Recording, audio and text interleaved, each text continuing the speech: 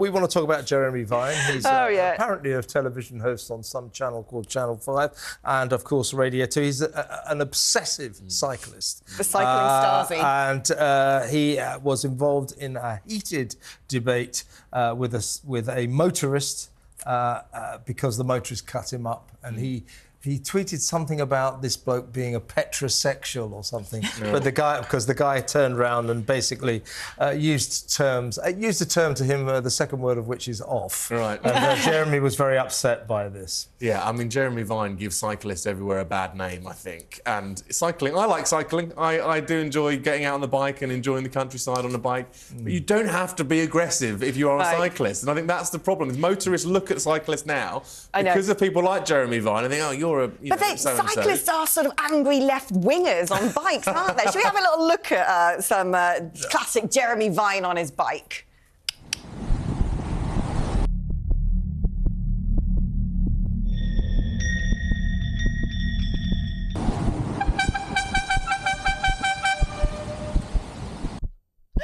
Oh my God, it's that horn, is it? I love the fact he's got that horn. It sounds like something... I move wide to give him more space to stop and so on and so forth. Well, I know, Leon, to be serious for a second... Do you think he employs somebody the BBC are very worried about his obsession. He seems to be at war with anyone in a car. It is an obsession. I don't understand it, because surely you can share the road as a cyclist and also as a motorist. And you look at in London in particular, where there is cycling infrastructure. Why is he having to have this row with everyone? Because he's a sneak. He goes around taking pictures. Who's editing these videos is what I want to know. He must employ someone to do it. They're quite good.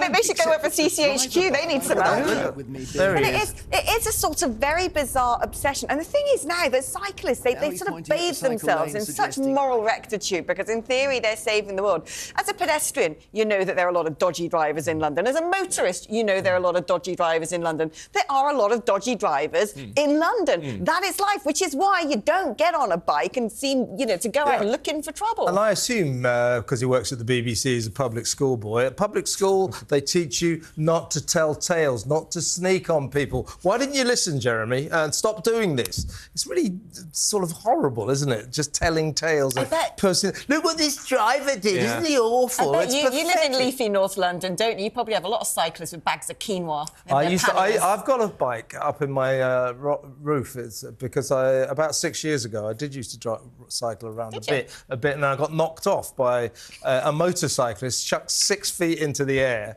and an ambulance came to get me, and I insisted that they took my bike to the hospital as well, which was really rather badly damaged. That was the last time I ever got on a bike. So you become best mates with Jeremy Vine. Yeah, start video. Start tweeting about it, Kevin.